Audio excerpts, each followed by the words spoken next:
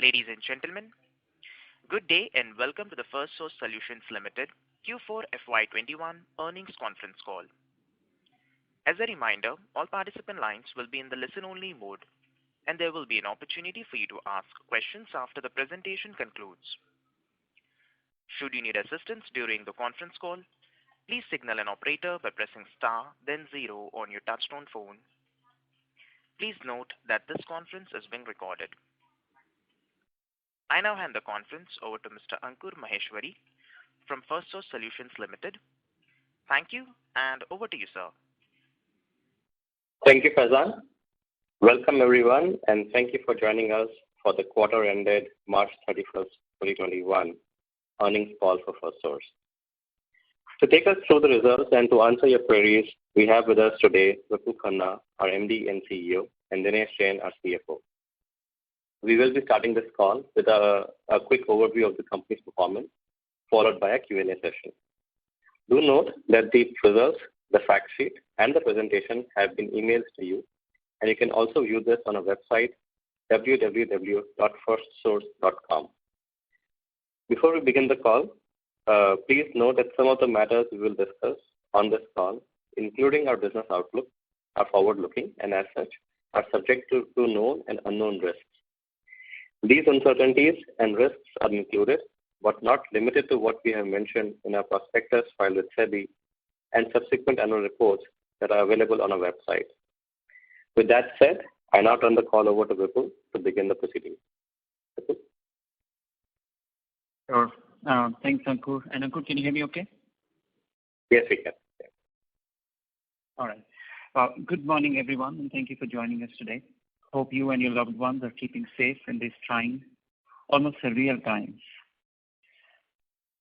It's deeply distressing and painful to see the wrath of the pandemic second wave in India. In the last few weeks, almost every person I've spoken to has a story of either themselves or their loved ones being impacted. The IT/ITES industry, including Firstsource, is no exception.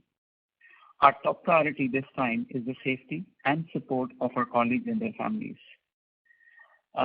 We have mobilized critical oxygen equipment, medical supplies, kits for COVID management at home, remote doctor consultations, hotel space for isolation needs, and a dedicated support for our colleagues. Additionally, we put together a number of fiscal support measures to support our colleagues. And needless to say, we will cover the cost of vaccinations for all our colleagues. Right now, we are working with partners to secure access to vaccines.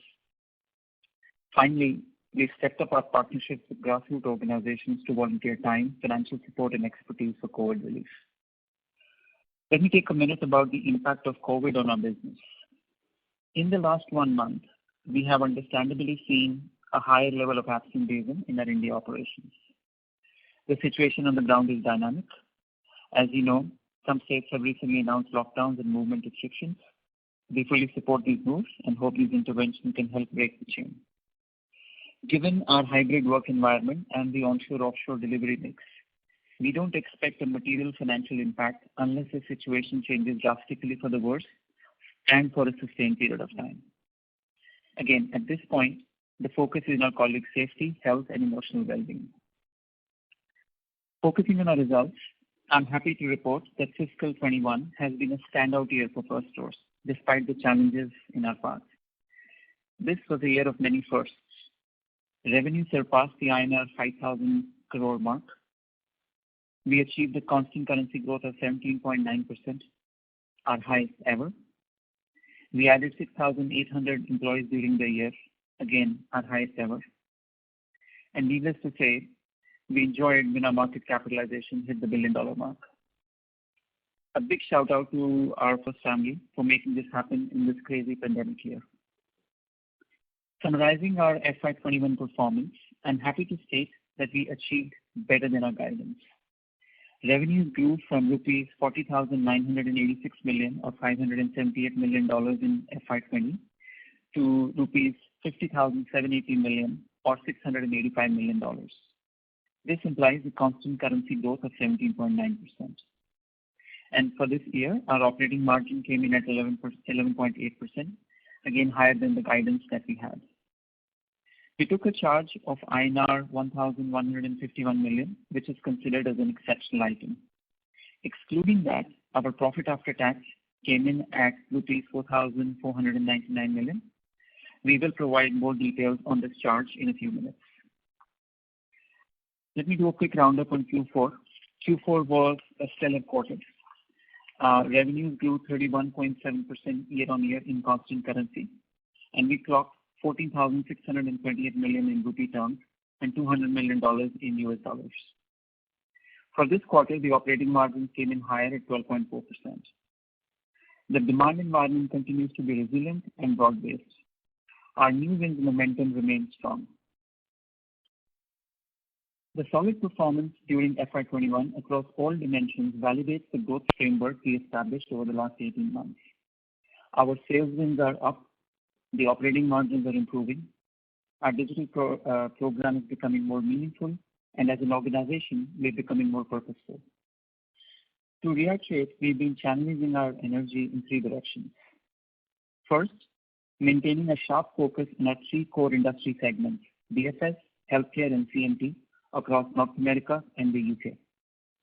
We systematically invest in building out our capabilities and expanding our client base in the born digital new age client segments of these industries. These include fintech, health tech, streaming, and digital media. We are encouraged by the progress thus far and the traction we're seeing with our pipeline conversions. We added 11 new logos in Q4 and 54 during the fiscal 21. The second element of our growth framework is modernizing our offerings and what we call as digital first, digital now. We continue to make investments in developing capabilities, upgrading our platforms, and strengthening our partner ecosystem. In FY21, we upgraded our digital intake offering for the health plan and health services business. We did a complete facelift to the user experience of our healthcare provider platforms, and we added AI and ML capabilities to our digital collections platforms. Our partnership ecosystem continues to strengthen.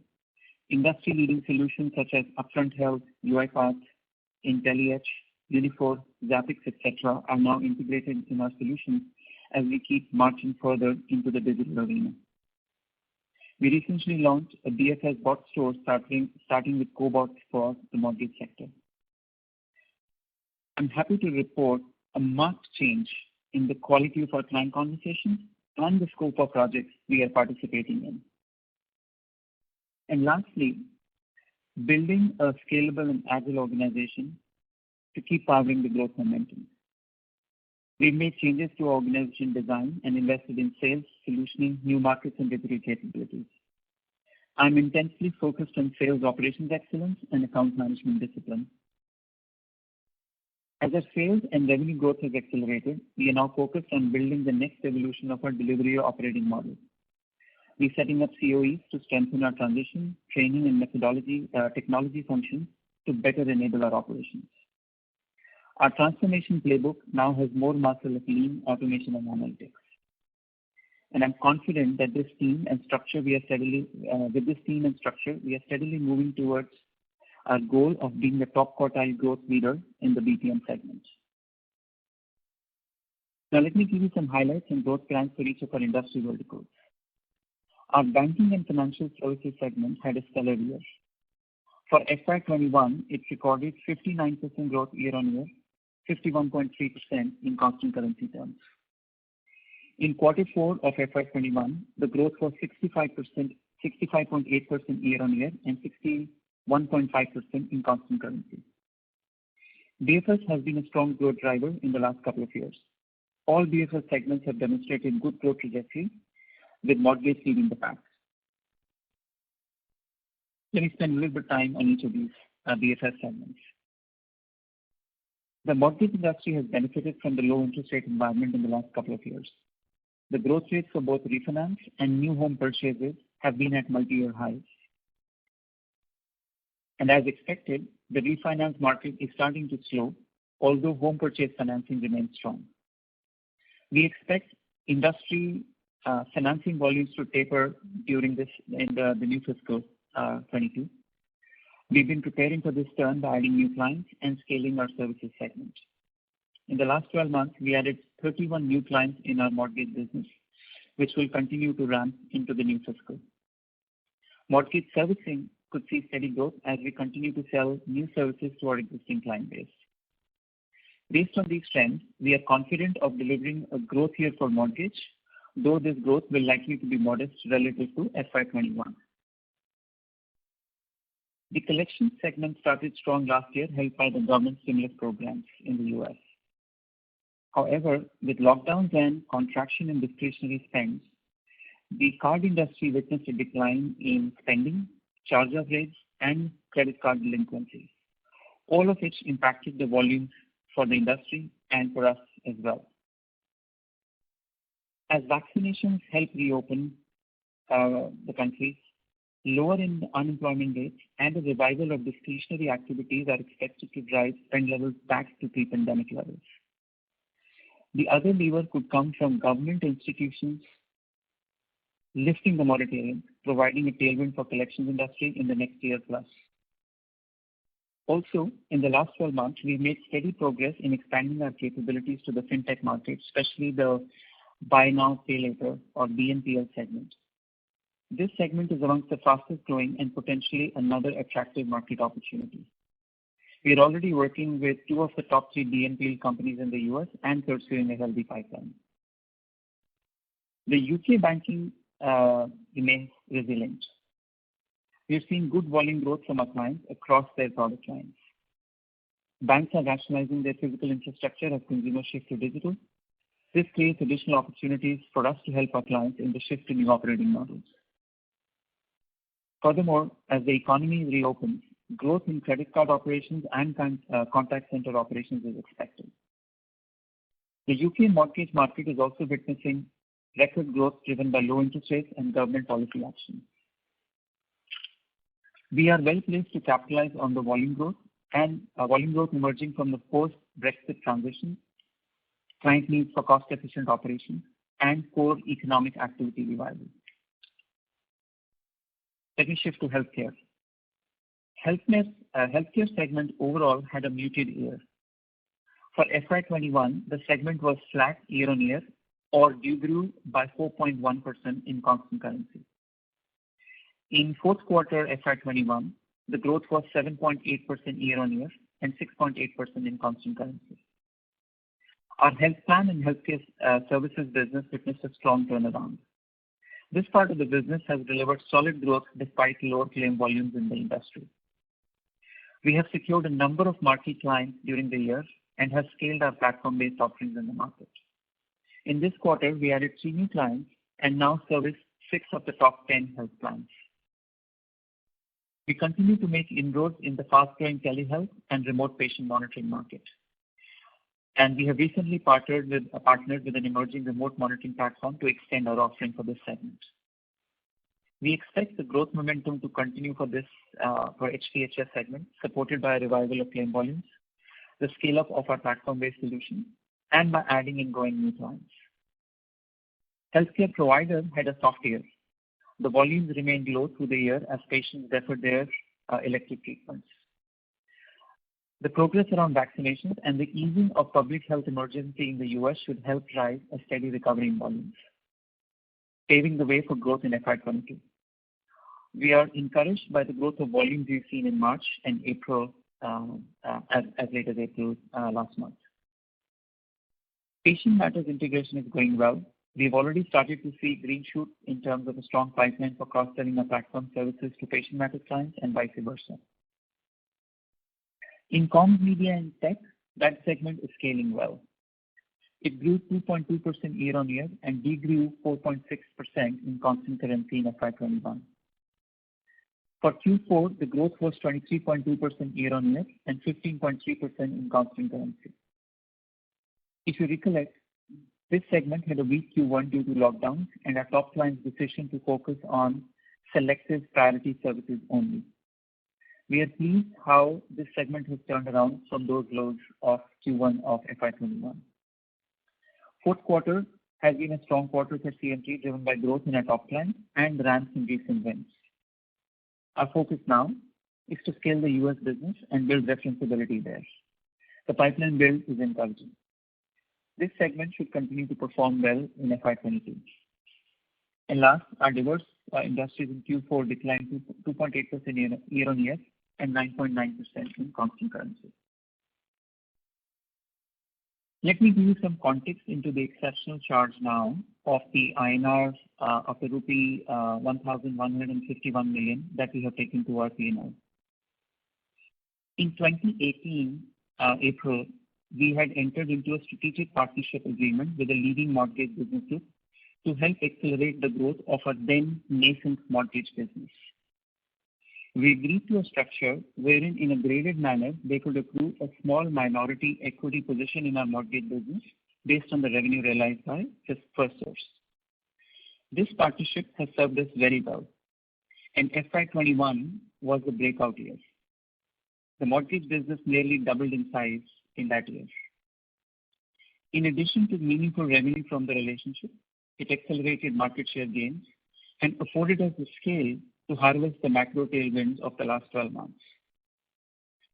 They have requested for an early partial monetization for their accrued options, which are due in calendar year 2023. We are currently in discussion with them and will update you once we conclude. This charge corresponds to the valuation of options we had allotted to them. Dinesh will also talk about this in a minute. Finally, coming to FY22 outlook, financial year 21 has provided a very strong platform and momentum going into the new fiscal. While there are still a lot of macro uncertainty out there, considering the momentum we are witnessing in each of our segments, we are guiding FY22 revenue growth to be in the range of 15 to 18% in constant currency terms. This guidance encompasses a solid pickup in our healthcare business, continued strong growth of CMT and the BFS business ex-mortgage. And as I mentioned earlier, growth trajectory in mortgage business is expected to moderate. As I've shared in the past, our strategy is to build overlapping growth rates to deliver sustainable industry-leading growth. This approach and the diversity of our portfolio is playing out nicely. For FY22, our operating margin should be in the range of 11.8 to 12.3%, an expansion of up to 50 basis points year-on-year. The operational rigor across our businesses will drive this expansion, and at the same time, will be channeled to fund continued SGA for building new capabilities and scaling our sales and delivery ecosystem. With that, let me hand over to Dinesh to cover the financials. Thank you, Vipul. Firstly, I would like to echo Vipul's sentiments and wish that each one of you and your dear ones are able to tide through this crisis unscathed. Here is quick summary for Q4 FY21 and full fiscal FY21 performance. Revenue for Q4 came in at rupees 14,628 million or $200 million. This implies a year-on-year growth of 31.7% in constant currency terms and 35.4% in rupee terms. For the full year, the revenue grew at 17.9% in constant currency to rupees 50,780 million or $685 million.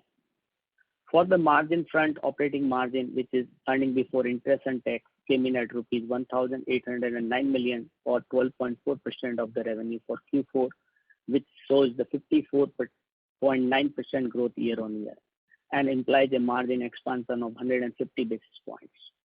For the full year, operating margin came in at rupees 5,979 million or 11.8%, which again implies a healthy margin expansion of 95 basis for the year.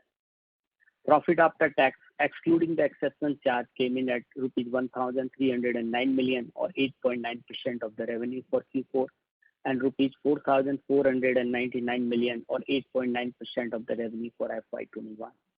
This again shows the healthy expansion, which year-on-year growth for Q4 is 42.9% and 32.4% for year 21. After considering the exceptional charge, the PAT came in at rupees 467 million or 3.2% of revenue in Q4 and rupees 3,670 million or 7.1% of the revenue for FY21. Exceptional charge in the P&L correspond to the current valuation for the equity option granted to a large customer group in our mortgage business. Vipul has already provided the rationale for this item. Option accounting is governed under Ind AS 102 or IFRS 2, which is called a share-based payments. Option awarded to the counterparty basis the terms have been treated as a cash settled option for Firstsource books of accounts. The key factors that have led to the increase in charge this year are significant growth in the size and valuation of our mortgage business, which you already seen in the commentary which people talks about, and which has resulting in a considerable increase in the value of the option.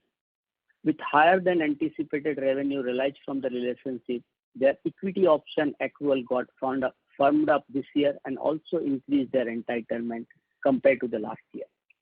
The counterparty has also requested for early part monetization of the options. This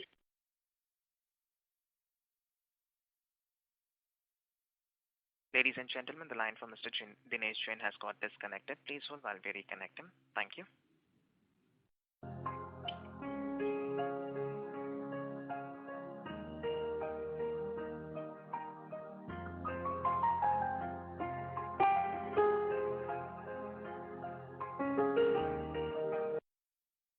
Ladies and gentlemen, thank you for patiently waiting. The line from Mr. Dinesh Jain has got reconnected. Thank you, and over to you, sir. Sorry, I think the line got disconnected. So I was talking on exceptional charge where I said that this led the reasons which I talked about, the 2-3 reasons which have increased the charge in the P&L to the extent of rupees 1,151 million for the year and rupees 1,099 million for the quarter. In the FY21, we generated 8,921 million cash from our operation, and our FCF was 7,225 million. After adjusting for the capex of 1,696 million, which is comparatively to the last few years is much higher due to the higher investment in the tech infrastructure and the employee facilities which have resulted into this. And the advances for customer was also 835 million, which we talked in the last quarter.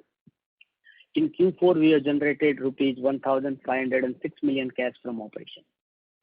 Our closing cash balance as of 31st March is 2,199 million, and which is after repaying for 2,672 million of our short-term borrowing, paying dividend of 2,038 million, and utilizing $950 million for acquiring Patient Matters. Net debt as of 31st March stand at 3,846 million or $52.6 million, which in compared to the last year number of $86.2 million. Our DSO came in at 52 days versus the 53 days of the last quarter, as well as I think the sharp drop from the last year 63 days. And you all aware that last March was a challenging one from the COVID point of view. But I think this year and this quarter specifically we are able to recover all of the money which was slightly got delayed in the last year March. Tax rate for the Q4 and the full year was around 16% for FY20. And for FY22, we expecting it should be range between 17 to 19% for the year. On our forex hedging, we have coverage of GBP 63.8 million for the next 2 years with a rate ranging from 102 rupees to 115 to the pound. Dollar coverage is at 89.6 million and with average rate of 76.7 to the rupee to the dollar. I'm really proud how the businesses have shown resilience and deliver growth in these times. The teams have carried out their responsibility exceptionally, and I think is really the kudos to the whole team within the Firstsource. Is important. With this, we can open the call for the questions. Thank you very much. We will now begin the question and answer session. Anyone who wishes to ask a question may press star and 1 on their touchtone telephone. If you wish to remove yourself from the question queue, you may press star and 2. Participants are requested to use handsets while asking a question. Ladies and gentlemen, we will wait for a moment while the question queue assembles. Reminder to the participants, anyone who wishes to ask a question may press star and 1 at this time.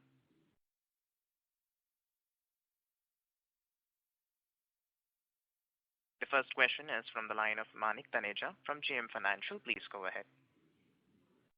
Thank you for the opportunity and congratulations for the solid execution through this year. Vipul, just wanted to get your thoughts around the healthcare vertical. You said that you've now managed to get 6 of the top 10 health plans in the US. If you could talk in detail about what's driving our success there in terms of competitive intensity. That's question number one. The second question was with regards to the shift in terms of more offshore delivery that we've seen through this year.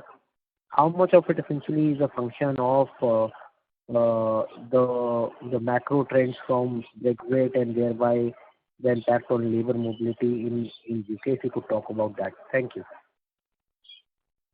Sure. Thanks, Manik. Good to hear your voice. Healthcare on the HPHS, which is Health Plan Health Services. You know that we had completely rebooted the team. We've added, across the value chain, leadership, sales, solution, technology, and delivery to kind of, as I said, reboot the basics of how we're doing the business. They bring a set of relationships which has kind of allowed us to have conversations. We've taken our existing capabilities in claim processing as well as the digital intake platform, revamped it, right? Completely repositioned it relative to competition in the market. So those were our initial stalking horses to go out and open client conversations with a very targeted, hey, we do these things, here's our offerings. That's sort of the first step. Second, the sheer agility that we built up and the responsiveness that we built up in that team, in that business, and the relationships they had. As the world went through COVID, some of the clients needed short-term support. They needed, like, right away, I need this, I need that. We kind of jumped on it and delivered on it. And that's kind of allowed us to kind of open some relationships as well as bed down some of the earlier relationships into a next level of strategicness. And third, as remote patient monitoring and telehealth took off post-COVID, we jumped into that new segment. We got a bunch of new client wins way back, if I remember, in Q2 of fiscal 21, and then we continued with some gains in Q3 and Q4. And we continue to kind of make sure that we are very out there in terms of our thinking. It's not just a human service, but taking a lot of technology there as well. And that's kind of, given that's a very rising demand curve, it kind of brings us squarely in strategic conversations with our clients. So you're right that it's a very well-served market, but it's such a giant market with so many sort of niches. I think there's a tremendous opportunity for us to continue to grow in that segment through these offerings that I talked about, as well as a couple more that we are exploring in the horizon. The second question you had about offshore delivery, and you mentioned macro trends. Did you say broadly macro trends, or were you referring just to UK? So I was more inquisitive about what you would be seeing on the ground in UK, given the Brexit and thereby the impact on labor mobility, especially from the low-cost Eastern European countries. Okay. So yes, Europe has been a driver in increase in our offshoring component, and so has been the BFS or the mortgage business. These have been the two growth drivers for our offshore growing stronger in this year relative to the past. I think partly it's also a function of talent availability in the markets, both these markets. I don't think per se Brexit has played a role in labor shift from on to off. It's just the core strategic desire of some of our clients. Earlier on it was also partly UK-India balanced when COVID had just about started. But I think over time, especially with the banking sector in UK, we're seeing more strategic outlook towards offshoring a little bit, starting to rise up. And that's reflecting in the gains that we are making in offshore. That's how I would characterize the movement in offshore. Thank you and all the best for the future.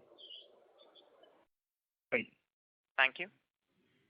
The next question is from the line of Rahul Jain from Dolat Capital. Please go ahead. Yeah, hi. Congratulations on strong performance. Firstly, on this one-time thing that has happened.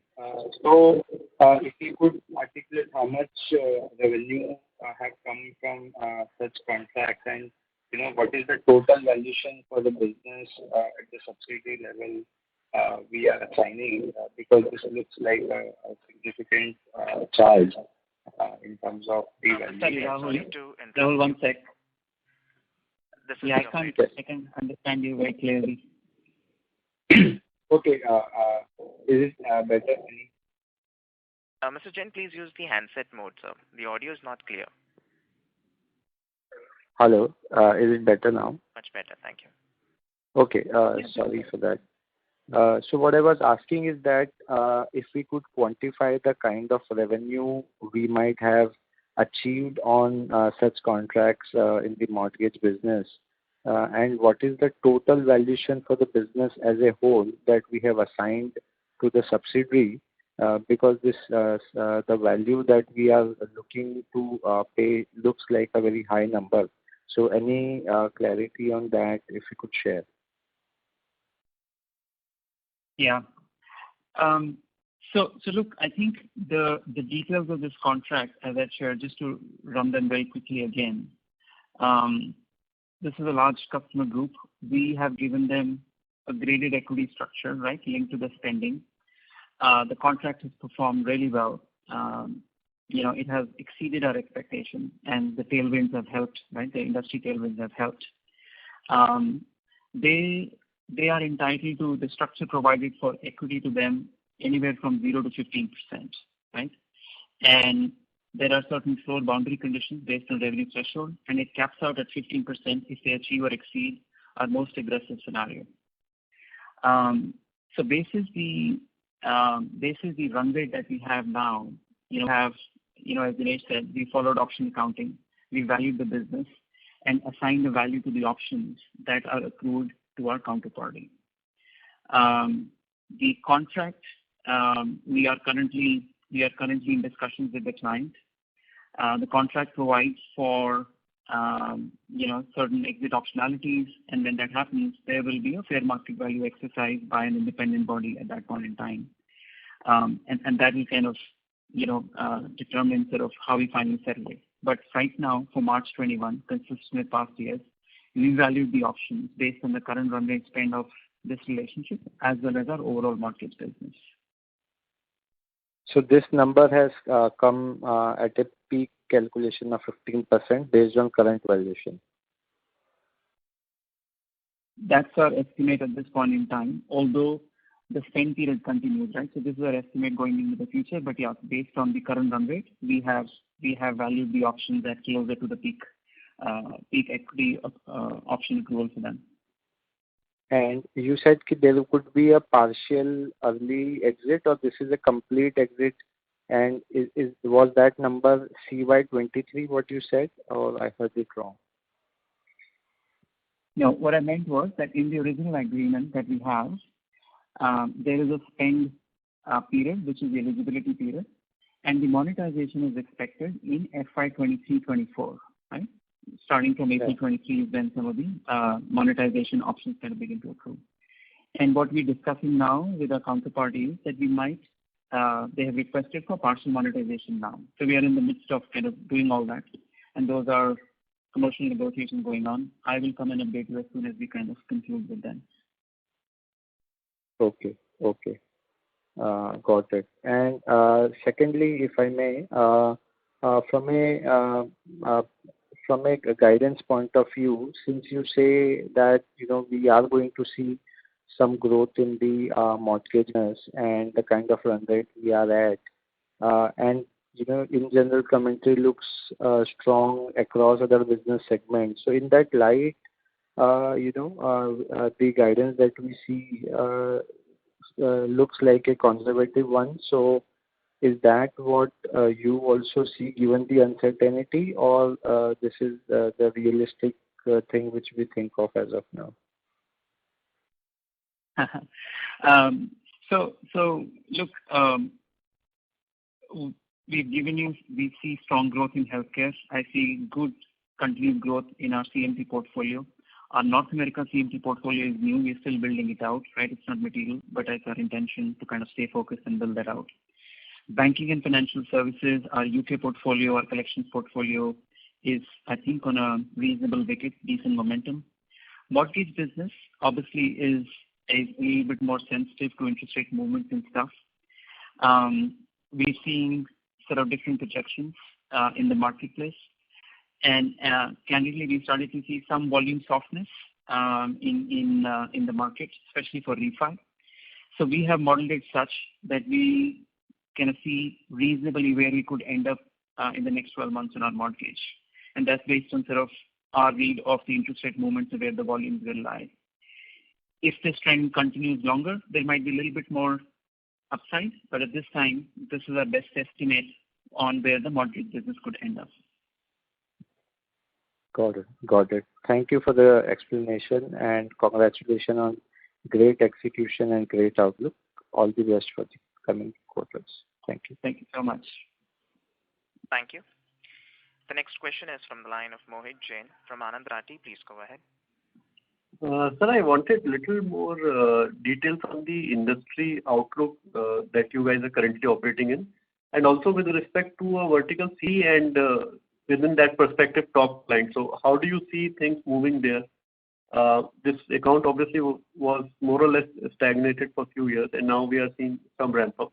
So how should we read it? Do you expect some more growth to continue there, or do you think that we will get back to that, let's say, pre-COVID time of more or less stable revenues there, and then ramp up of new accounts in the vertical? And your question is, Mohit, all related to the CMT vertical, right? CMT and broader outlook that you guys are seeing, because I think you are quite positive this time on the US market. So what is your reading of the whole BPM thing? Because in our case, the outlook, the growth outlook in the last 2 years, it has completely changed for Firstsource.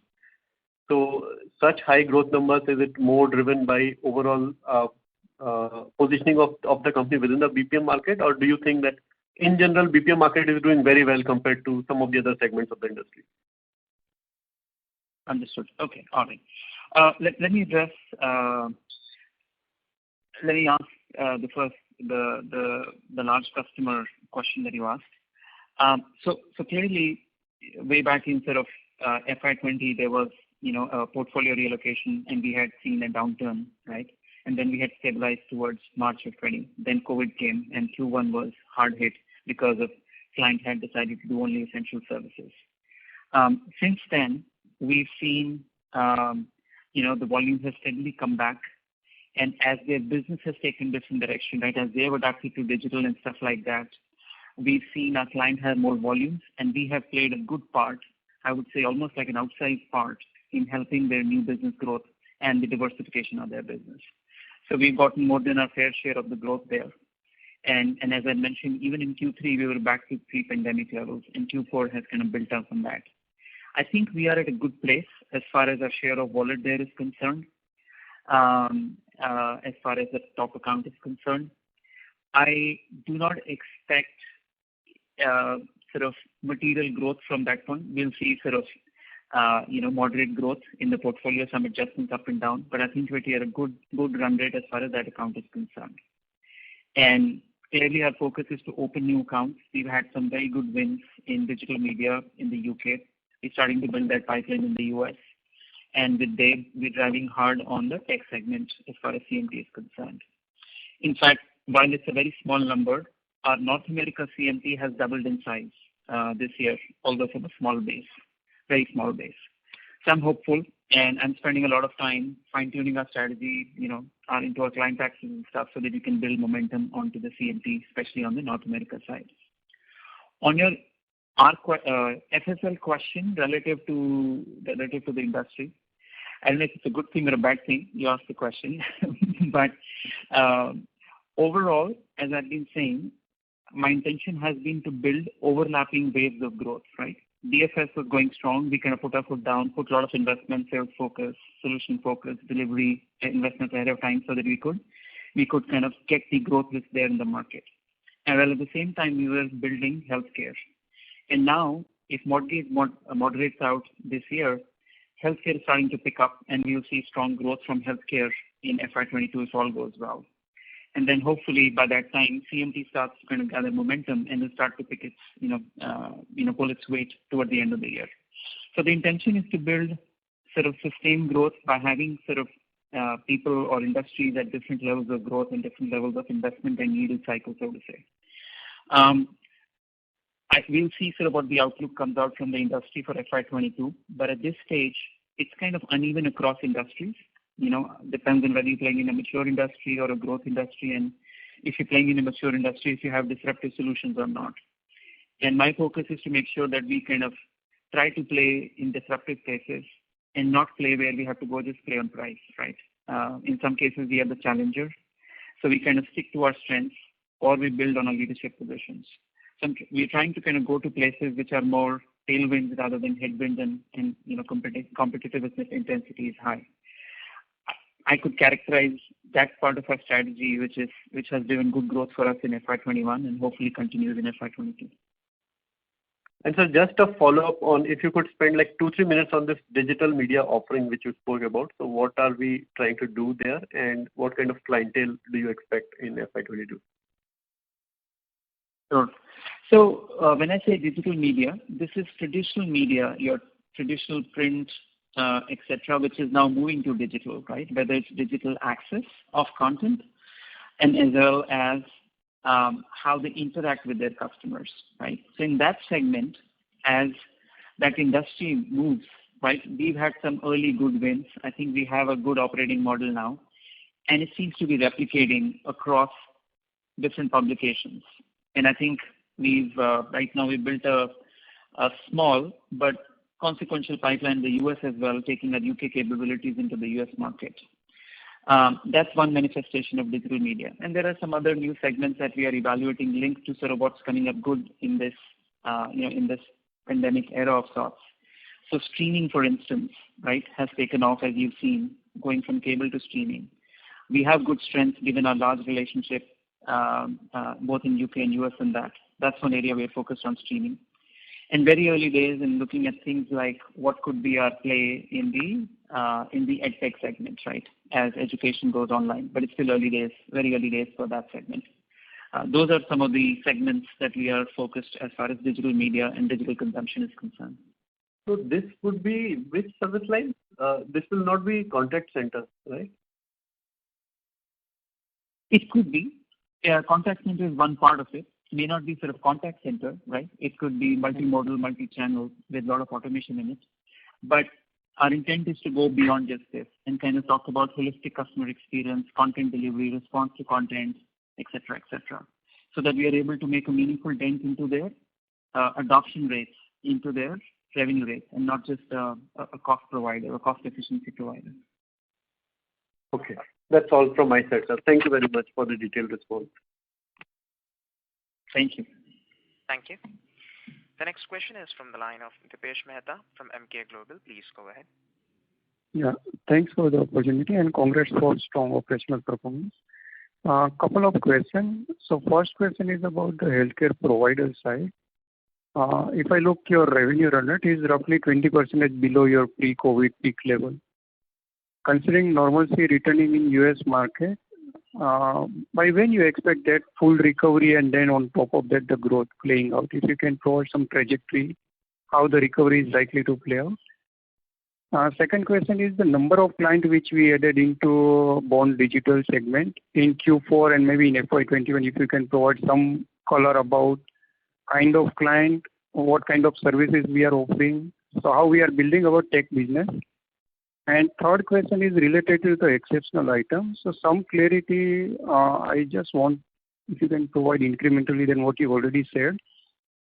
First is about the when cash flow related impact will come out. If you can quantify and if you can provide some timeline. Second question is about the disclosure perspective. Now, I could not find anywhere it was mentioned in contingent liability perspective. So if you can provide some perspective there. And the last thing is any incremental impact you expect, considering the nature of contract. You said 15% we are fully factoring, but let's say if revenue grow further, is there any further liability or potential liability coming into our P&L? Thank you. Okay, good. Second question was about Born Digital. Third was exception. First one is about healthcare, right? When do we expect to go to pre-pandemic? Provider, yeah. Let me start with that. Yeah. So Dipesh, provider, we're starting to see at least the hospital visits start to pick up. In March was good. April kind of held off to that level. The other variable which impacts our revenue in our healthcare provider business is because we are in Medicaid eligibility or eligibility services or patient access, there is the fact of the volume of hospital visits. The second is when do you see approval from the paying party, which in the majority of cases is the government or Medicaid support. Now, given the public health emergency in the U.S., that equation also changed because a lot of people were on compulsory enrollment and stuff like that. And then some of the states were sitting longer on approvals and inventory and stuff like that because they were distracted and their budgets were also prioritized somewhere. So these are the two variables, hospital visit volume and what the state government stance on stuff is there, right? Those are the two variables that determine it. I think from a volume standpoint, if April, May can hold off and there isn't another wave in the US, right? The January, February peak of cases has come down now substantially, and with vaccinations in good swing, I think there is stability there. But there is still that concern about what happens, right, if there is another wave. That's one variable to play out. And then at this point in time, the expectation is that the public health emergency, which is a government promulgated sort of condition, lasts until July. So at this stage, we know the visibility till July, and then we'll see how they can react after that July. But our sense is that if current conditions hold, it will continue to pick up in Q1 and then start to get to a decent place by Q2 as far as provider is concerned. Second question on Bond Digital segment. As I mentioned, we are looking at new age of Bond Digital across the three industries that we play. Fintechs, given BFS is our biggest vertical, Fintechs has been a good source. A lot of offerings in our arsenal we've taken to Fintechs, both on collections as well as the servicing side of it. A few of the Bond Digital mortgage players are also part of our portfolio. And as I talked about with newer segments originating like BNPL, buy now, pay later, which is kind of the next form of payment evolution to card, targeted towards the more younger population who's not as card friendly, so to say. And those markets have kind of really taken off in terms of spend. Those are the focuses that we have on the fintech side of it. As far as health tech is concerned, this is more a play for HPHS, and we are focused on remote patient monitoring or companies or arms of health plans which are about telehealth and how do they use IoT and other devices for remote and continuous patient monitoring. That's our focus, and we have a couple of good wins in that sector. Again, it's a nascent sector but growing very fast, and everybody, including us, is trying to find the operating model to support those players. The one derivative of that is because we have a lot of expertise in the provider side, right, on how to bill on behalf of hospitals and recover from health plans as well as from government, we're taking that expertise and trying to extend into the medtech segment, right, the med device segment. Take same capabilities, but do it for med device providers as opposed to the hospitals. Again, nascent efforts. We just built in a very small team, and it'll take us, obviously a while to kind of build out that capability. And then CMT obviously is a function of the streaming, digital media, and pure tech companies, right, who are either consumer or enterprise tech. Again, something which is our aspirational focus, and we still need to get some meaningful traction in the last part of the consumer and enterprise tech that we want to get into. On the exceptional item, on your question about the cash flow impact. So look, as I mentioned, as per the contract, the cash flow is envisaged for FY 23-24. But clearly, we are currently in talks, and we might go to a place where we do partial monetization sooner. So the cash flow will ultimately depend upon the fair market value of the business at the time of exit or exits, and also the final equity percentage based on how spends kind of play out over the term that I mentioned. And the FMV, as I also mentioned, will be done by the independent valuations. So these factors will determine the quantum of cash flow and the timing of the cash flow. And as I said, right now this is commercial conversation, so let me leave it at that and then come back and update you guys as soon as we can close that. Your question was there any further liability? Will there be further liability? So right now we have booked the amount of 1155 million. Given this option will, or part of the options might extend over to next year. We envisage another something south of $2 million as part of the current valuation exercise, which will come in FY22 and which we have baked into our estimates for FY22. That's our sort of estimate at this point in time based on the run rate of the spend. As far as liability into the P&L from the option accounting basis is concerned. Sorry, I missed the last part. You said 2 million extra may be possible. That's what you are indicating? So right now we have estimated that for FY22, because these options extend up till at the end of March 22, we anticipate that we'll take a charge of $2 million in FY22, and that's baked into the margin estimates that we have shared, the 11.8 to 12.3 that I laid out for the guidance of the year. Understand. And on the first question, can you tell me the number of client added? Because I think earlier you indicated near term our focus is how many clients we add and then revenue trajectory. So if you can help us with number of clients added in tech segment. The number of clients. Okay. I think the number is closer to 8 or 9. Ankur, am I in the ballpark? Yes, Ankur. Across the vertical, we would be around that number.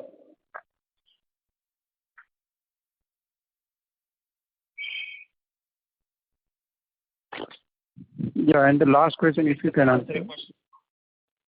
The third question is on the contingent liability and related disclosures, if you can provide some perspective. So, as Dinesh said, since this is option accounting and that's cash settled, there is no need to show as contingent liability since you're doing cash settlement on this one. Dinesh, anything else to add on that? Yeah, because we already accounted as option liability, so there's no need to be showing as a contingent liability in the past also, because always option accounting was that, and there's no need for a contingent liability to show. Okay, thank you. Thank you. The next question is from the line of Pawan Ahluwalia from Laburnum Capital. Please go ahead. Thanks, and Vipul, many congrats on a great operating performance. I just wanted to understand the exceptional item a little bit better. So just so I've understood clearly, putting together what you said to different people, the 115 plus the $2 million for next year reflects the full 15%, which is the max of equity dilution that would accrue to this client. Any adjustment to these valuations would therefore have to come from one of two things. A, much better than expected performance of the mortgage business from here on, which would lead to the value of equity being higher, or two, the independent valuer coming up with a different measure of FMV, which is probably not likely given that you guys have a pretty competent finance department. I'm sure you price the option properly, right? So one is if you could just confirm that I've understood, what's going on correctly. Two, it would be good if you could just give us some clarity. You said, yes, Pawan, sorry, this is Ankur. Just to interject there, I think we lost the connection. Just give it another 10 seconds. I think it should be back on. Sorry, he's back on. I'm back. You want to repeat the point. Okay. Yeah, So what I was saying with my questions on the exceptional items. So one is, I just want to clarify, putting together everything you said so far, that the 115 crores plus the $2 million for FY22 reflects the full 15%, which is the max dilution in our subsidiary that the client is entitled to. Any adjustments to this valuation would therefore come from one of two sources. A better than expected performance in the mortgage business, which would obviously raise the equity value of the subsidiary, or B, a different calculation on the part of the independent valuer for the option. And I'm assuming B is not very likely because you guys have a pretty strong finance team, and I'm assuming they priced the option correctly. Is my understanding of this correct? The color I would add to that, Pawan, is that clearly, yep, the performance of the mortgage business will determine that. Second, we have done option accounting based on sort of our assessment of the business, right? Our valuation. Clearly, there'll be an independent valuation, a more holistic exercise. There might be some adjustments coming out of it. And third, these are bilateral commercial transaction as well, right? So we'll see how that plays out. That could play another factor in sort of where we end up in a bilateral agreement with the client. But in terms of the client is entitled to a certain amount of equity, right? So the only bilateral thing you can negotiate, and you mutually agree on the independent valuer. So the bilateral transaction would only favor you if they are requesting an early monetization and they take some haircut in return for it. Is that correct? Also, the relationship and sort of how the future will play out, right? That would be the other factors. Got it. So you may say, look, if you want early monetization, commit to XX levels of spend or something like that. Yeah. The only hesitancy, Pawan, I have is since we are in the midst of sort of conversations, I'm happy to come back and talk a little bit more on that once we conclude the commercial. Okay, that's fine. So let me then get more to, I think what shareholders are really more curious about is the spirit of this agreement. I know this was done under your predecessor, but you claim that this was actually a good deal for the company. Am I looking at this right way when I say, look, let's say this 115 or 120, 130 crores, I should look at it as kind of capex needed to enter the mortgage business? That's one way of looking at it. So basically say, look, whatever capex we did on mortgage, which has given us, $30-40 million of operating profit this year and probably a little bit less than that last year, that was basically earned by putting up this much capex, and obviously future operating profits also get credited to this capex because it's a one-time thing. Is that the way you're looking at it and saying, look, in hindsight, it was a good thing because we were zero in this business earlier. It enabled us to enter, and in as little as 2 years, we've more than recovered. Even if we were to shut down the mortgage business today, the IRR on this investment would look pretty attractive. Is that the angle you're coming from when you said it's been a good deal for the company? So look, in our industry track record, right, across industry, and I have done it in the past as well. When you have either a young sector or a new sector, you either do an acquisition, you have a strategic agreement with an anchor customer, or you do a carve-out, right, where you buy over somebody's captives and operation centers. Right? Those are primarily the three modalities of accelerating your presence in a specific segment, right? So directionally, what you're saying is correct. Our intention obviously was to kind of build a meaningful business, get scale and referenceability, and kind of build a business for the long term. So, and I think that thesis has played out well. We've added a number of clients. We were ready when the tailwinds came, and we're in a place where we think we can continue to grow this business strongly, in the future as well. So yeah, that's the only color that I would add, but directionally your thesis is correct. And so I think the only thing I would add to that is, when you go and pay for a contract or incur capex for a contract or make an acquisition, that is immediately visible to shareholders ex ante. This thing is unfortunately visible ex post. Can we think of, possibly you guys disclosing ex ante whenever there are these kinds of options embedded in, either FirstSource itself or any of its subsidiaries? And could you let us know, are there other similar contracts you've signed with these sorts of options that may materialize in future? Because we totally understand that it's necessary, right? And we encourage your doing it because, you have to think very creatively in order to be able to grow in this industry, and flexibility and dynamism in structuring contracts is a key growth lever. And, you've certainly seen that done very successfully at Cognizant, and we can see the results we are bringing that approach to FirstSource. But in terms of just shareholders understanding upfront, can you give us a sense, is there other stuff like this that we should expect going forward? And if there isn't, then in the event that you were to enter into such agreements, is there a way for you to just flag it to us in advance? So Pawan, there is no other such structured deal or strategic agreement besides this across any of our businesses. This one, as opposed to our largest client, which we had talked about in 2016, that was a different structure, right? There was an upfront money spent and there was an MRC. This structure with the mortgage client is more like an earn-out structure, right? It's more like an entitlement structure rather than a commitment structure. And as I said, 21 was the breakout year where the spend came through, the business grew on, and so on and so forth. So it became material. And, we were doing earlier, it was not material. When we did the deal, mortgage business was like 30 million, right? Out of a company which was about 540, 550 million at that point in time. So it was like 5 or 6% of the business. And this year is where it kind of broke out and we kind of disclosed. But I take your point in terms of better going forward. Yeah, because this is how doing deals like this, doing deals like Sky, this is how you grow at 15 to 20% in an industry that grows at 10%, right? So there's no way that you're going to be able to, outgrow the industry sustainably unless you're one of the most dynamic contract structurers out there. So I think as long as this is all disclosed up front, it just becomes much more transparent. Great. No, fair point. Okay, that's all. Thank you very much. Thank you. Thank you. The next question is from the line of Sachin Kasera from Swan Investments. Please go ahead.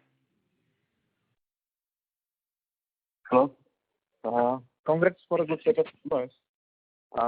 Just one advice or comment on what has been raised previously regarding the disclosure. Vipul, after you have taken over, we have seen consistently the growth trajectory changing, the quality of growth becoming very good. Last 8-9 quarters ever since you've taken charge, FSL has completely changed the character as a company. And obviously the stock is still undervalued, it's getting slowly re-rated. We don't want this type of surprises to derail that, that process of getting due re-rating which is there for FSL. So I would just again say that, we have to be very clear in upfront in terms of all this disclosure. It should not come as a negative surprise for us. Yep. No, such a point taken. But as I said, right, in our judgment, when it became material, we've disclosed it and we've kind of given even the forward-looking view, but point taken. Second question is, now we have figured out something in terms of the capital allocation policy for the next 2-3 years. How are we looking at it? So the capital allocation policy remains the same, right? We think, given the sectors and the subsectors we operate in, there are a number of interesting areas where we want to build capabilities, and acquisitions is a very viable strategy. Patient Matters was a small example. We have a list of priorities across our segments where we want to grow into acquisition. So that's one source. Clearly, there is regular CapEx. Right? With this expansion, we've had to spend a lot of money in technology and less so on centers in FY21, but we'll pick up as life comes back somewhat to normal, not all the way there. That'll pick up on physical infrastructure as well. And clearly, given my focus on digital, the platform builds, the partnerships, etc., becomes the other part. And then finally, right, we have a decent dividend record, and we hope to keep that. So between these three, CapEx, acquisitions, and dividends, we hope to keep an equitable mix while generating healthy cash flows to meet these three needs. And needless to say, your guidance doesn't bake in any acquisitions that you do. At this point in time, the growth and the margin guidance we've given has obviously the Patient Matters full year impact, but it doesn't have any significant acquisitions baked in. Sure. And just one question on the tax front for the CFO. So, Dinesh, if you could tell us what is the tax rate we are seeing for 22 and 23?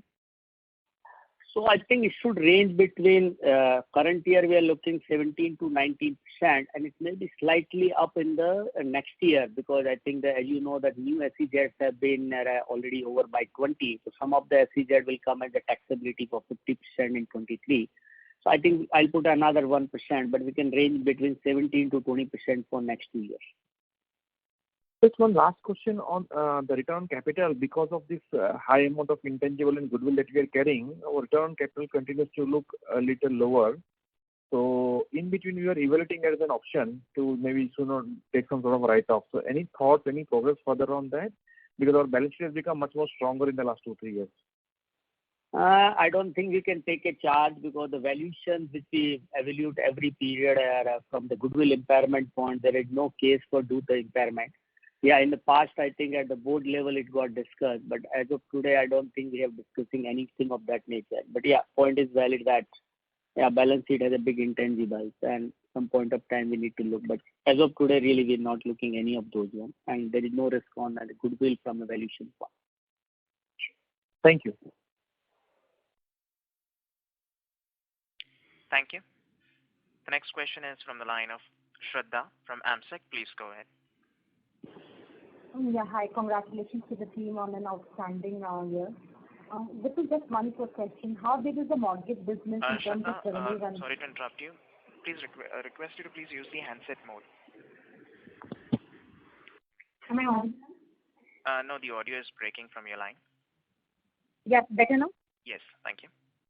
Yeah, sorry. So congratulations on Vipul. Congratulations on a good year. Just one quick question. How big is the mortgage business in terms of revenue run rate for us now?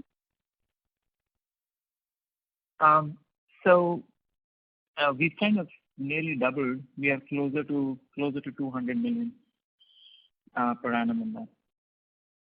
And I'm assuming we do the entire US mortgage business through SourcePoint. So would it be right to assume that SourcePoint's revenue would be also in the ballpark $200 million range? Yes, that is the entity in which we do the mortgage business. Right. And one thing you said that you have kind of built in the $2 million impact into your margin guidance for 22, but we booked this as an exceptional item in FY21. So would we be booking in the $2 million hit as an operating expense in 22? Just one clarity out here. That's correct. Okay. And I'm not sure if you've given any indicative number on the capex plan for 22. Dinesh? Capex plan, I think the last year we spent almost $20 million. Current year, again, we expect that it's not be in the around 15 million, but around $20 million the capex will be, because we still have to invest in the facilities as the people will start coming back to the offices. So yeah, there will be a capex still around 20 million. Sure. And just one final bit from me, Vipul. Could you just give me the puts and takes for margin guidance for next year? And given that some work from home normalization would happen towards the second half of the year and some costs might come back. So what are we baking in terms of whatever guidance of 15 bits expansion we are talking of? So what are the puts and takes for that? Sure. I think you've identified one. We will see a percentage return to work, and obviously our growth last year was strong, and we'll have to catch up on some of the capacity, right, as some of the capacity comes back to work from office, from work from home. Prashant has been building up his team. Our CEO has been building up the team and capabilities, working with every business. So we expect an element of operational excellence and operational resilience, which kind of gives us some more gains as far as ops, delivery costs, etc. is concerned. So that gives us some takes out there. And then, we'll continue to make SG investment into new capabilities, both sales as well as delivery and digital. Some of it, the gains that we make from operating excellence kind of goes there. And thirdly, while we're still building the businesses and platform side, clearly those are higher margin businesses, albeit they're a small portion of our revenue. They're higher margin businesses once we get to scale. And in general, we're starting to take a little bit more higher watermark on the kind of deals we want to do, especially onshore. So those are the factors in terms of increased costs, etc. Labor market is tight, or getting to get tight in US. We'll see how UK kind of plays out in the next few months. So those are some of the puts and some of the takes I mentioned from a continued investment in SGA and digital build. Right, that's helpful. And obviously, you did indicate that labor market is getting tight in the US, and so is the case in India as well. So what are we baking in terms of our annual wage cycle? Are we talking of an advancement of our wage cycle here in India, or are we looking at the normal wage cycle?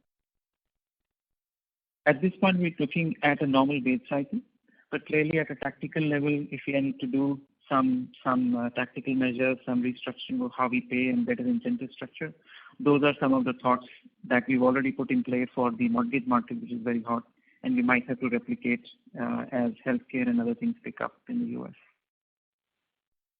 So that's helpful. Thanks, Nikhil. Thanks. Thank you. Thank you. The next question is from the line of Sarvesh Gupta from Maximal Capital. Please go ahead. Sir, most of my questions have been answered. I had just two small points. One is, while historically, our growth rates have been subdued, and this year for the first time we have seen a very strong growth.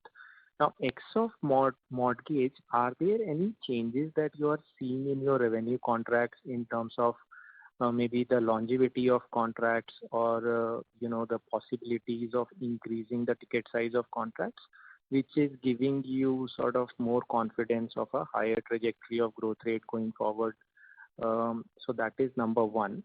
Secondly, on the operating margins, because of this, the cycle of increase in wages that we are seeing across the industry. So, ordinarily with such high revenue growth, you would also expect a much higher sort of increase in the operating margins. But given the fact that our lower operating margins are probably due to a higher wages cost compared to the revenues. So compared to a normal industry, our operating margins are a little bit on the lower side. That means our people cost is higher. So this wage cost impact, which can have an inflationary impact, is it going to disturb this guidance of, I think, 11.8 to 13.8, which you alluded towards? Yeah. Sorry, the guidance was 11.8 to 12.3. So 50 basis points spread on that. So longevity or the nature of contracts, yes, I have been very focused on making sure we have sales operations discipline, a formal and structured way of account management, so that for our targeted growth accounts, we put in very disciplined account growth plans, and we are investing in the right network and relationships, understanding the client products better and taking the right solutions. So I think that plays a role in terms of, you farming the account better and obviously you embedding yourself, so hence the length of your SOW, the statement of work, tends to be longer. So I think you've hit two of the key points that is an expectation that I have from our businesses as we continue to invest in more senior and more well-trained effort as far as account management is concerned, especially in areas like HPHS. Europe, we historically have enjoyed fewer but stronger relationships. So I think that already exists, and likewise for collections. But HPHS is one area, as well as mortgage. These are two areas where I expect there will be a different flavor of our relationships for the better, right, as we kind of settle in. And the second element which will change is now digital, right? Could be small in terms of automation, could be more strategic on intake, and could be even more transformational, where you're looking at entire target operating model redesign of the entire stack, whether it's tech, operations, or analytics on top, including software. So I think in certain areas, that's thing we are building up, where the nature of the contract becomes business processes service or platform-based service, which is a very different consumption-based, sort of the SaaS equivalent of our industry that becomes consumption-based and hopefully more sticky because you are taking care of something sort of end-to-end. Again, small at this point in time, as you see from our service line wake-ups, that's something which we are focused on and building in select areas. So that's the color commentary as far as change in nature of contracts is concerned. Your second question was on margin expansion given the growth. And will labor cost play out will impact our margin guidance. So look, I think as I've been saying, the strategy to build the growth is that you need to continuously invest in newer capabilities, right? Whether it's new segments, new offerings, new operating models, partnerships, etc., etc. They're not capex, but they are your SG investments that you're doing. And the strategy is to harvest margins from operating efficiency and put some of it to work for the future capabilities so that you can keep running the growth, right? That's one dynamic, an important, simple but important dynamic to keep in mind as far as the margin build and the margin change at least for our FSL business is concerned. Wage costs, typically, we do have contracts, we have indexation clauses in our contracts, in most cases, some cases not, that we are able to recover some of it with our clients. There are obviously timing differences. There are differences in terms of what we pay versus what's allowed as per indexes and stuff. So there is always some arbitrage or some gap out there. But to an extent, it is covered. And at this stage, we are looking at, as the labor market continues to come back strongly, we are wanting to make sure that we are the right employers, right? I'm very focused on becoming a very purposeful company, not just for, temporary urgent situations like COVID, but long term. And so the first core effort is to become strategically focused on becoming a strong employer of choice with a sense of community, a sense of purpose. And that should drive to allow us to get more people and not necessarily who's paying the extra 5% or 10%. That'll always be the game, but this should be the bigger driver. So on the one hand, that is the focus. And on the other is to make sure that we are continuously looking at the right places to grow so that we are able to kind of assess the labor market potential to grow. Obviously, big cities are important, but we also want to make sure whether it's India or US, UK, we have the right geographical mix, and we are very focused on having the right strategic footprint. And just in the last couple of quarters, we've shut down 4 smaller US sites, right, as we are focused on building more strategic, bigger sites where we can invest in the right infrastructure, the right leadership, and stuff like that. So it'll be a mix of factors to draw people, to keep people, as well as choose the right location, both near and offshore. And we'll see how that plays out as the year goes by. Thank you, sir, and all the best for the coming quarter. Thank you. The next question is from the line of Karthik from Unifi Capital. Please go ahead. Hi, sir. Thank you for taking my question. Just wanted to understand about the patient matters run rate for the quarter. How much was it, and probably what's the growth projection going forward? Sure. So when we had acquired, it was in a run rate of about 17 million per annum. Obviously, December we had gotten 1 month, and now we got full quarter. Q4 was full quarter.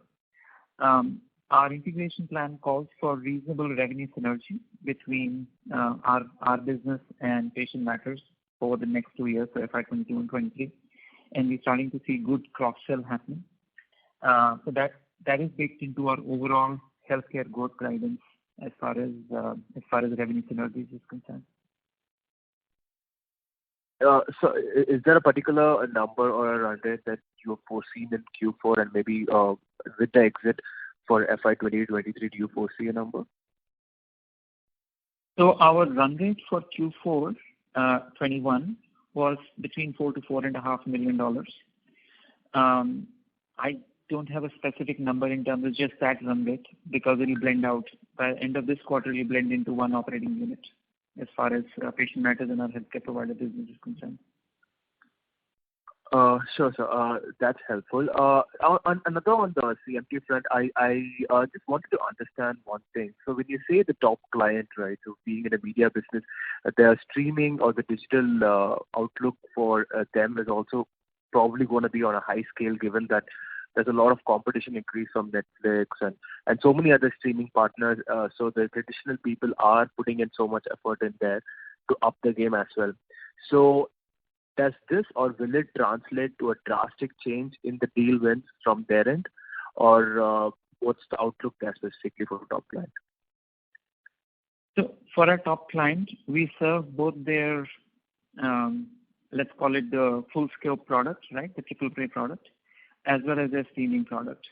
And whatever change in portfolio that has happened or will happen in the future, we have been part of that journey from them, right? Whether it was an adjustment or building new capabilities.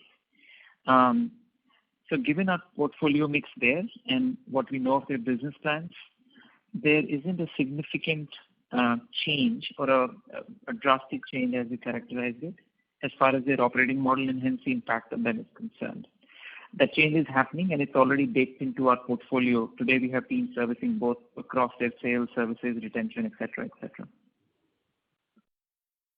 Sure. In fact, even if you see this quarter, it's probably been the best quarter in the last 3 years, given the run rate for the last 3 quarters also have been really good. So, do you foresee this kind of a run rate going forward for the next probably 8 quarters, or would you see some good growth coming in from your deal wins? So, as I mentioned, I think there was an element of, it went down, it caught up, and then there was some change in the mix and consumption patterns, and we kind of had the advantage to have a strong relationship and harness most of that. I think we are at a good run rate. I wouldn't expect significant growth from this on the top lines. Right? We'll see sort of incremental growth on this. And at this time, I'm not expecting any drastic reduction per se, unless something dramatic came up. But I think we are in good shape as far as current run rate is concerned with the top line. Sure. So even in the same vertical as such, right? In CMT, can I say probably 70 to 80% is from the top client? Or to put in other words, what's the outlook for other than top client in the CMT vertical? So we've had good wins in this year. We are still building out some of those wins, and we'll see the revenue impact come through for a full year. Again, they were small relative to the big client. And the other dimension that I mentioned to you was that our small North America CMT portfolio showed good growth in our one of the key accounts that we have in the US. And the new team is working hard to kind of build up the pipeline and get some wins out there. So the North America CMT is a kind of a long-term build, but we are committed given the size and the opportunities there. We should see sort of meaningful growth start to come out end of 22, maybe even 23 from that segment. But we are kind of building multiple segments within that. Sure, sir. And just one last question on the healthcare part. So patient matters do come in the provider section, right? Am I right to say that? Yes, please. So along with that, now that we have a full-fledged healthcare provider services front and back end, so can I say that the healthcare vertical is going to go through a revival going forward in the next 2 years? Yeah, we feel good about it. It's a massive sector. We've invested heavily. We are working hard for pipeline accounts and then growing accounts. We should see strong growth from the combined healthcare segment. So the overall 17 to 20% guidance. Karthik, maybe request that you return to the question queue for follow-up. Okay, yeah, sure. Thank you so much. Thank you. The next question is from the line of Sonal Kohli from Bowhead Investment Advisors. Please go ahead.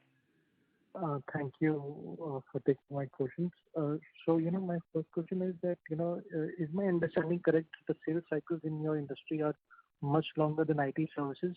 Therefore, a lot of efforts you have been putting in, or you put in the past or putting in now, would flow through the company only with a lag, and hence, is it a fair assumption to conclude that the high growth rate for this company would continue for next 3-4 years or next 2-3 years? Your comment would be appreciated on this. Secondly, is my understanding also correct that your aspiration long term is to have a 15% EBIT margin, and currently or in the last year you are in the recent phase? So probably in 2024-25, your margin trajectory could be significantly different than in 2022. Yeah. So So look, the first part, sales cycle is longer, right? And the revenue build takes a while, right? Once you open a relationship, typically it takes a while to build up on the revenue bit by bit, right? You take the time to understand their processes, their operating systems, their cultures, build the relationships. So yes, we've been working hard on it. Some of the benefits we're starting to see, right? You saw the mortgage benefits in FY21, and we're seeing the healthcare benefits start to pop up. Obviously, we need to continue to put our foot to the accelerator here in terms of capability, sales, et cetera, to keep at it. To kind of, the aspiration, as I've been saying, is to kind of be a top quartile for the industry growth leader. And for that, right, account management, sales, new segments, new capabilities, in sort of different levels of waves of investment and adoption maturity will play out. Long-term margin, I have said, and we are committed that we will continue to, pick up our margins year on year operationally and continue to put some of it back into SGA. We haven't really modeled out to say where we end up in 3 years, but yeah, we should see continued pickup in our margins in the next few years. It's too early to comment on when will it be 15 or will it be 15 or not. There's a reasonable possibility that your margins in 23 or 24 could be materially different than 22. I'm not asking for a guidance. I'm talking whether it's a possibility in your view. So the way we are looking at the business and the way we're modeling, as I said, we expect likely improved margins in 21, and we are committed to improving them by another sort of 50 basis points in 22. We should see that sort of ballpark of quantum improvement year on year. And so is my assumption that, the efforts you have put in, while they've paid off so far, but larger and bigger deal wins require longer time, and therefore, if you're successful in that, based on the efforts you have been putting in, is it safe to conclude 15-20% growth trajectory is possible over the next few years, and this is not one-off led by mortgage benefits, or healthcare revival? That one I've been saying consistently, we want to make sure that we are diversified in our portfolio, and we are able to take advantages of developments happening across industries, right? And it's played out in our forecast for next year as well. So it's not definitely on one industry. It goes to the other. We are given the guidance for FY22, right? And we'll see how it goes after that in terms of the next few years. So are you modeling significant decline in your mortgage assumptions from a Q4 run rate while building in this forecast? And if it's possible for you to give some color, it will be appreciated to understand what's modeled in the range of the guidance, from a Q4 run rate or the yearly run rate. And secondly, your personal opinion, do you think BPO industry changing its growth trajectory post-COVID compared to, last few years? Do you expect that at some point of time to cut costs, there'll be significant increase in outsourcing in the industry? I couldn't say that it's a secular trend across industries that because of COVID there will be more or less outsourcing. The secular trend coming out, as you know, is more digitization, right? Because all of us have found different ways of doing everything on digital. And it's a matter of sort of who gets in and adapts to digital and puts more digital in their offering. I think that's the secular trend to play out. So does it play out across the industry for every player? I don't know. I think it'll be like who jumps in and who has a better chance of coming out with greater wallet share.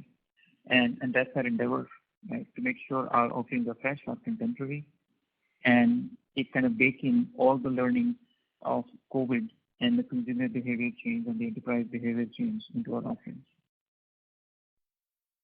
Thank you. Ladies and gentlemen, that was the last question. I would now like to hand the conference over to the management for closing comments. Great. Well, first of all, thank you all so much for taking the time. I know these are incredibly hard times in India. I hope everybody keeps safe, right? There is health and there is revival, and within a few weeks we see the worst of it. We continue to run our business to high standards, as well as to make sure that we take care of our people.